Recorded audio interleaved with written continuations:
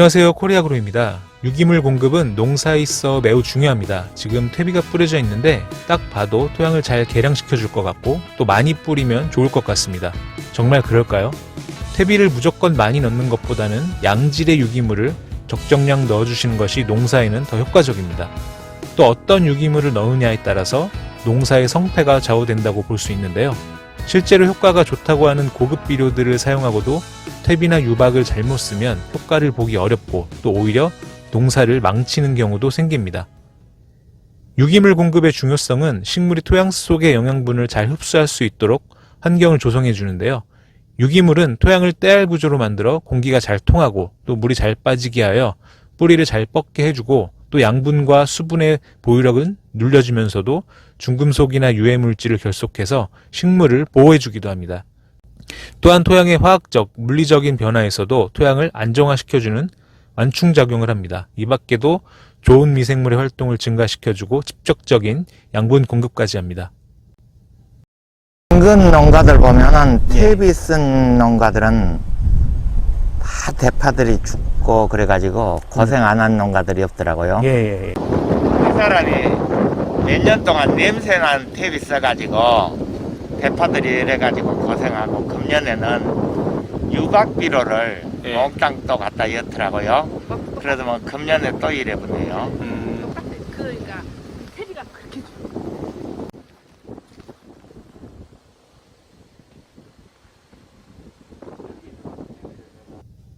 방금 영상에서 보셨듯이 잘못된 유기물을 공급하면 정상적인 농사가 어렵습니다.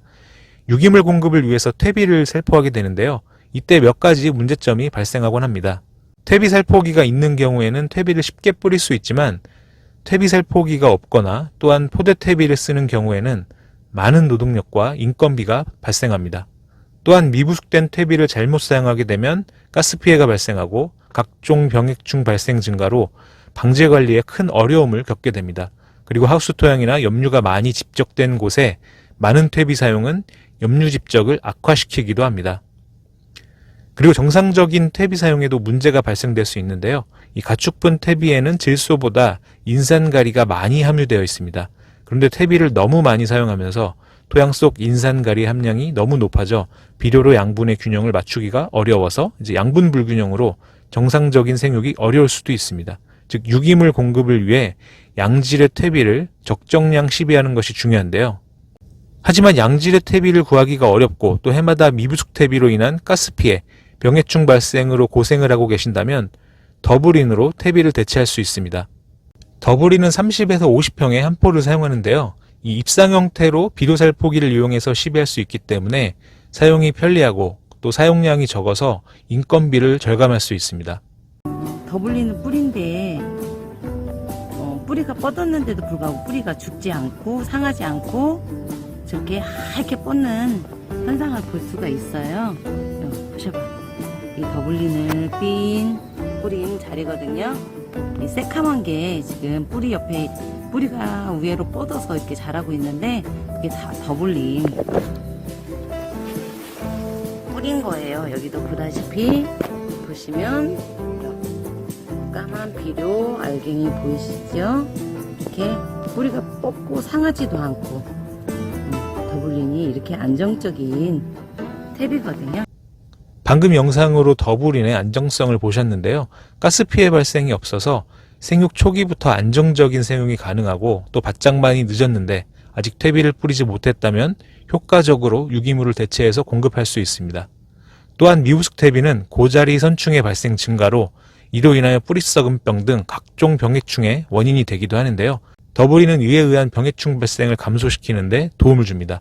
그리고 퇴비처럼 많이 사용하지 않고 적게 사용하기 때문에 염류 집적을 악화시키지 않고 감소시키는데 도움을 줍니다.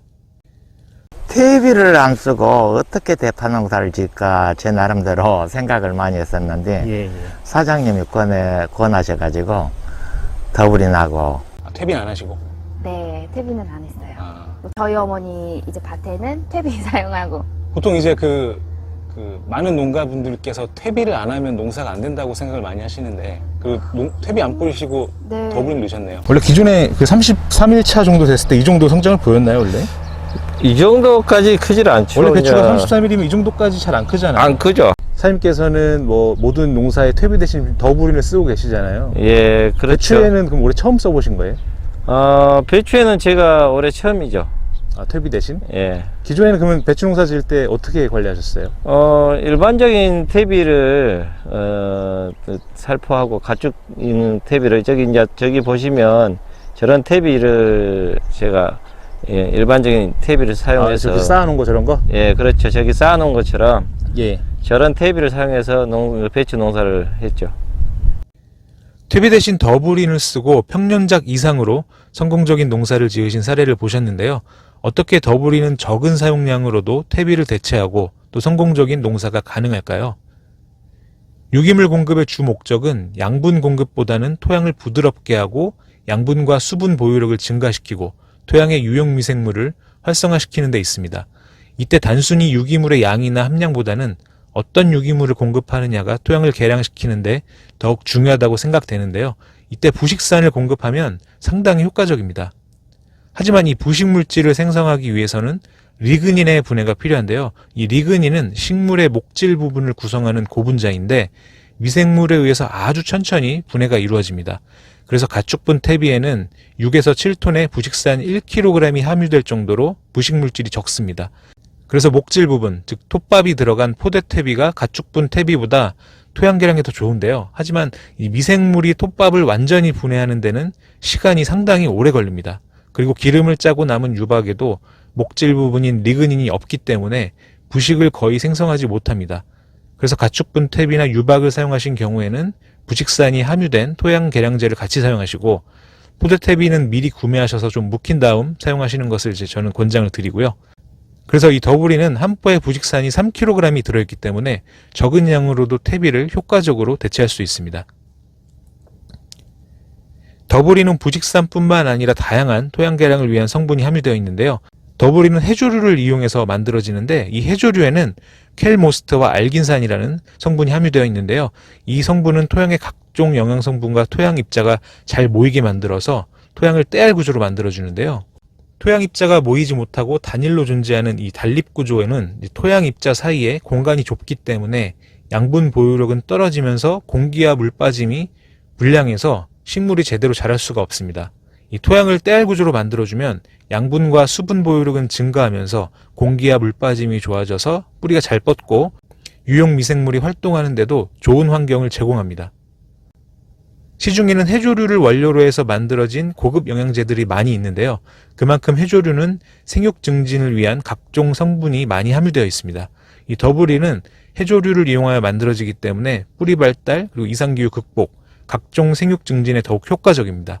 즉 더블인으로 퇴비를 대체하여 가스 피해 없이 안전하게 유기물을 공급하고 또 효과적인 토양 개량제를 시비하는 동시에 또 해조류의 각종 특수 성분으로 토양에 영양제를 준 효과를 동시에 기대할 수 있습니다.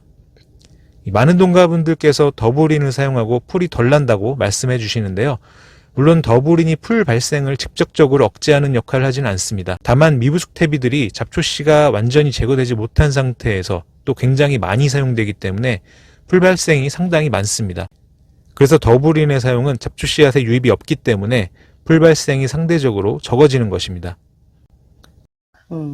어떻게 좀 풀이 이렇게 하나도 없다. 응. 이 집도 풀이 하나도 없네. 구화를 이렇게 메고 이제 근데 언니도 저기 퇴비 퇴비를 쓰니까 나 그거를 또 신기하더라. 그쵸. 이 속에도 어찌게 메었는가. 그래. 그게 없어. 맞네. 풀이 이 안에 풀이 잘 안 생겨요? 안 생겨요. 지금 어떻게 이걸 메고 다니겠어요? 그냥 큰 풀 하나씩만 메는데 없어요. 전혀. 그 퇴비 대신 네. 더블인을 사용해서 네. 제가 듣기로 잡초나 네. 풀이나 이런 그 해충이 좀 없었다라고 얘기를 들었는데 예, 사실인가요? 예, 사실에 보다시피 바닥이 깨끗하잖아요. 그리고 네. 제일로 좋은 것이 해충이 안 달라들더라고요. 그래, 이거 날파리 같은 거 지금 엄청 날라다닐 텐데 예. 그런 것이 없고. 확실히 이제 잡초도 좀 나긴 나는데 확실히 전에보다 네. 훨씬 덜 나는 것을 좀 알 수 있는 것 같습니다. 이것이 단단해. 해보니까 예. 풀이 안 나고 잡초가 풀이 안 나. 그쯤 요쯤 되면 엄청 나거든. 그렇죠. 그러니까 근데 그게 참풀이야. 큰 풀만 그게, 있지. 네. 참풀은 나들 안 해. 그게 더블인 효과예요. 그러니까 인건비로도 그걸 쓸만해요. 풀이 안 나요. 이게 우리가 이제 고추밭이나 양파밭에 그 더블인을 팔아봤는데 풀이 없어요. 이게 숨겨놓고 저 밑에 사람 똑같은 제초제를 했는데 네, 엄청 난다고 지금. 예 맞아요. 예, 확실해요. 근데 풀이 안 나. 예.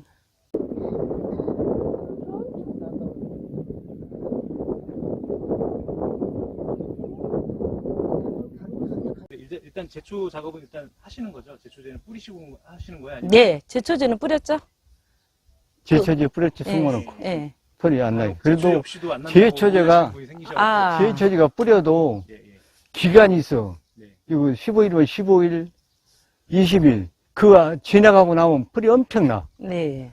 근데 요거는 지나가고 나면 지금 4월 20 며칠 날 붙였는데 지금 6월 달이잖아요. 네. 그래도 풀이 안 나고 있어, 지금. 지금까지 더블에 대한 특징을 알아보았는데요. 물론 농가분들에게는 발효가 잘 된 양질의 퇴비를 적정량 넣는 것이 가장 이상적인 방법이라고 생각합니다. 하지만 발효가 잘 된 양질의 퇴비를 구비하기 어렵다면, 불량 퇴비 유박에 의한 피해를 보고 싶지 않으시다면 더블인을 사용해 보시기 바랍니다.